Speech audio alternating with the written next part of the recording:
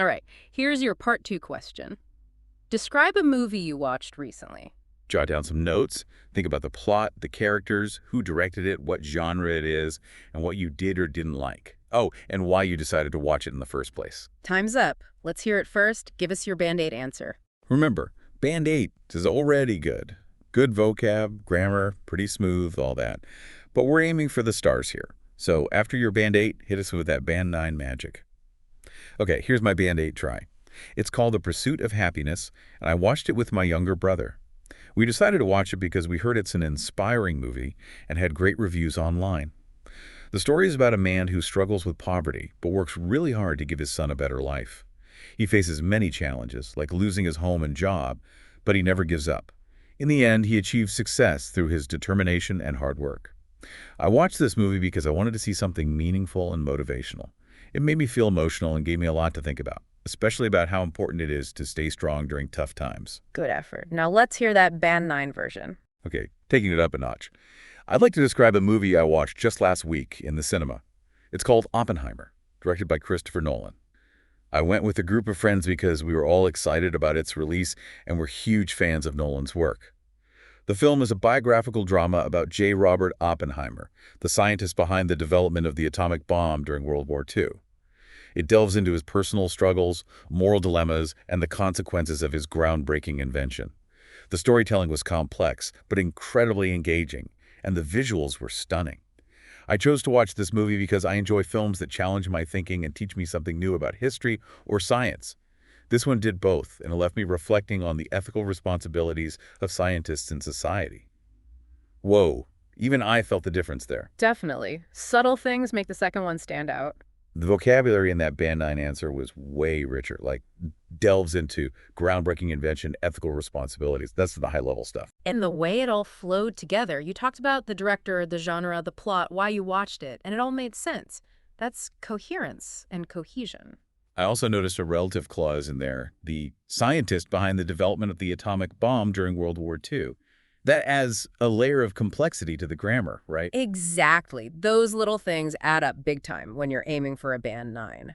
Remember, examiners want someone who can answer the question but also use a bunch of different words and grammar, all while sounding natural. It's like painting with words, making a story that grabs the examiner's attention.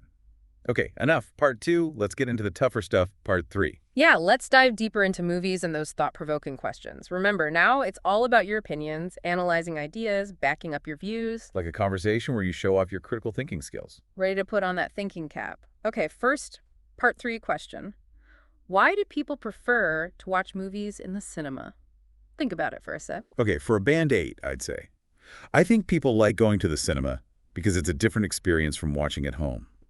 The big screen and sound system make the movie more exciting, and it's also fun to go out with friends or family. Good. Now, how would you bump that up to a Band 9? All right, for Band 9, people often prefer cinemas because they provide an immersive experience with advanced visuals and surround sound that can't be replicated at home. Additionally, watching movies in a theater creates a shared social experience, which many find enjoyable. Interesting. Next one. Do you think successful movies should have well-known actors or actresses in leading roles? This one's a thinker. Band 8, I'd say. Yes, I think famous actors can make a movie more popular because people already know them and want to see their performances.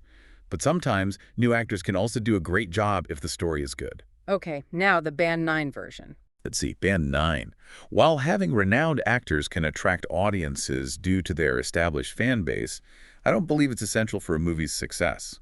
A compelling storyline, strong direction, and good acting, regardless of fame, are often more important than casting big names. I see. All right, next question. Do you think only well-known directors can create the best movies? Band 8 coming up. Not really. Famous directors usually make great movies because they have experience, but new directors can also surprise us with fresh ideas and creativity. And what about Band 9? I'd say, no, I don't think only well-known directors can create exceptional films. While experienced directors bring expertise, emerging filmmakers often introduce innovative storytelling techniques that can result in equally remarkable movies. Fascinating. Moving on. Do Indian people prefer to watch domestic movies or foreign movies? Think about all the things that might make people choose one or the other. For Band 8, I think most Indian people enjoy domestic movies because they are in local languages and show familiar culture. But foreign movies are also popular, especially Hollywood films with lots of action or special effects. Okay, hit us with that band 9. Here's my band 9. Indian audiences generally lean toward domestic films due to their cultural relevance and emotional connection. However, there is also significant interest in foreign films, particularly Hollywood blockbusters, which are admired for their advanced technology and global appeal. All right, next up, what are the factors that make a successful movie? Time to really analyze this one. Okay, band 8, here we go. I think a good story is the most important thing for a successful movie. Other factors include good acting, nice music, and maybe some special effects if it's an action or fantasy film. Okay, now let's hear that band 9 answer. Band 9 time. Several factors contribute to a movie's success: an engaging storyline, strong performances by the cast, skilled direction, high production quality, and effective marketing strategies. Additionally, relatable themes or emotional depth often resonate well with audiences. Interesting. Last one for this section. What kinds of movies do you think are successful in your country? Band 8. In my country, people like romantic dramas and action films the most because they're entertaining and easy to understand. Comedy movies are also very popular because they make people laugh. Good. Now let's hear your band 9 answer. Here's the band 9. In my country, genres like romantic dramas and action-packed thrillers tend to dominate due to their mass appeal. However, there's also growing appreciation for biographical films and socially relevant stories that spark meaningful conversations among viewers. Excellent work on all those Part 3 questions. I bet our listener picked up on some key differences between the Band 8 and Band 9 answers. What really stands out to you? Ooh, that vocabulary jumps out right away. Yeah, those Band 9 answers used fancier, more precise language. Like, instead of famous actors, it was renowned actors. Shows a deeper understanding. Totally.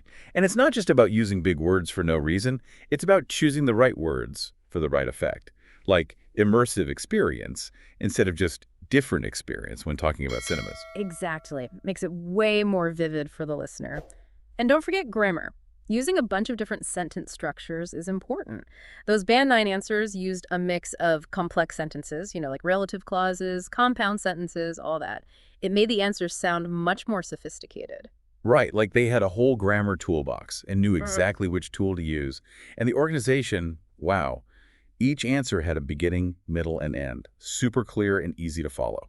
It was like they had a mental map guiding the listener through their thoughts. And that's a big takeaway for anyone aiming for a Band 9. It's not just what you say, it's how you structure it.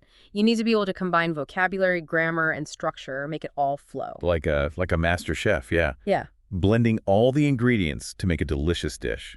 Exactly. And just like a chef needs to know their spices, a good IELTS candidate needs to know their vocabulary. Choose the right words to get your meaning across clearly and effectively. So it's not just about memorizing a bunch of fancy words. It's more about understanding the little differences between words and using that to your advantage. And that comes with practice. The more you hear and read good English, the better you'll get at using it yourself. That's where this deep dive comes in handy.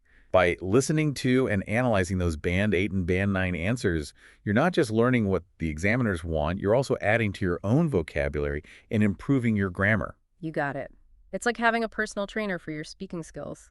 Speaking of training, I have a question for you to think about. If you were the examiner, what else would you look for besides language? That's a good question. Language is obviously the main thing, but I guess other things do matter too. Like what?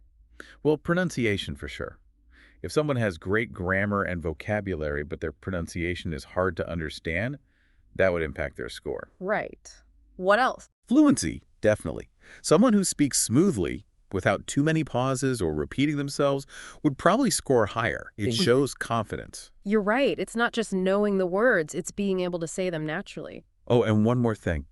Being able to have a real conversation, not just giving robotic answers. The IELTS speaking exam is supposed to be like a chat, so being able to respond naturally, ask for clarification, and share your opinions is important. Absolutely. It's about connecting with the examiner, showing your personality. Remember, communication goes way beyond words. It's about building that connection, sharing your ideas with passion, making a good impression. Well said. Great takeaway for our listeners. Keep practicing, keep improving your English, and most importantly, keep that love for communication alive. Couldn't agree more. And remember, getting ready for the IELTS speaking exam is like a marathon, not a sprint. So be patient, celebrate those small wins, and never give up on your dreams. Such wise words. Well, that brings our deep dive into the IELTS speaking exam to a close. We hope you found this episode helpful and insightful in your quest to conquer that Band 9. Best of luck with your preparation. We know that with dedication and effort, you can achieve your goals. And remember, the most important thing is to believe in yourself and your ability to succeed. We're rooting for you every step of the way.